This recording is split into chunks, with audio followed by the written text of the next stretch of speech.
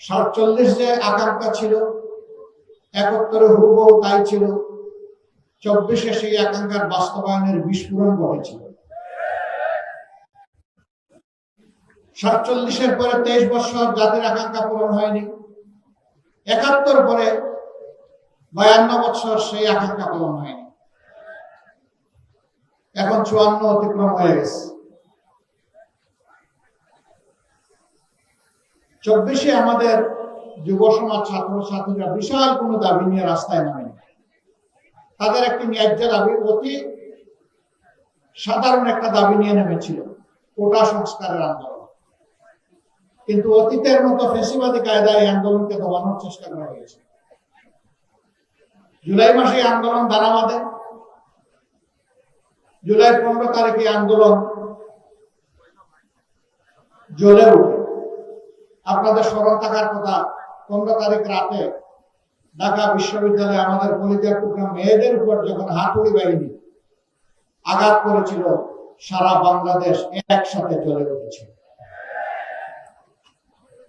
তারপরের দিন 16 তারিখ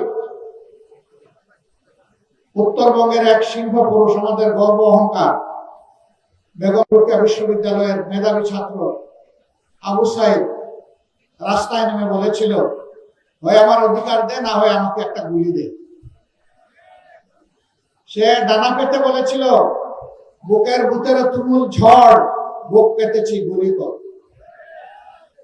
রাস্তা ছাড়ে নাই, বীরের মতো দাঁড়িয়েছিল। 1, 2, 3 পরপর 3টি গুলি করে তাকে খুন করা হয়েছে। কিন্তু আল্লাহর কসম, একটা গুলিও সে পিঠে নেয় নাই, 3টা গুলি সে বুকে নিয়েছে। এটি বীরের পরিচয়। আমরা তার প্রতি গভীর শ্রদ্ধা নিবেদন করি। একই দিনে তার আরো 5 জন সহকর্মী দেশের বিভিন্ন জায়গায় শাহাদত বরণ করে। আস্তে আস্তে এভাবেই রক্তাক্ত বাংলাদেশ হয়ে উঠল এবং শেষ পর্যন্ত 36 জুলাই, যেটাকে আমরা বলছি, অর্থাৎ 5ই আগস্ট, এই জাতি আওয়ামী জাহিলিয়াত থেকে মুক্তি পেল। আফসোস, আমরা যারা 15.5 বছর আওয়ামী জাহিলিয়াতের জাতাকলে পিষ্ট ছিলাম, বিভিন্ন রাজনৈতিক দল, আলিম ওলামা, সাংবাদিক বন্ধুগণ, সুশীল সমাজের সদস্য, কৃষক, শ্রমিক, মোটে মাঝি, যারাই ছিলাম, এর মধ্যে একটা অংশ এই মজলুম অবস্থার পরিবর্তন করে রাতারাতি তারা জালিমের ভূমিকায় অবতীর্ণ হয়ে গেল। যে সমস্ত উপকর্ম করে আওয়ামী লীগ দীর্ঘ সময় জাতিকে কষ্ট দিয়েছে, একই অপকর্ম এই লোকেরা 6 তারিখ সকাল থেকে শুরু করে দিল। আমরা বিনয়ের সাথে তাদেরকে অনুরোধ করলাম যে মজলুম ছিলেন, জালিম হবেন না।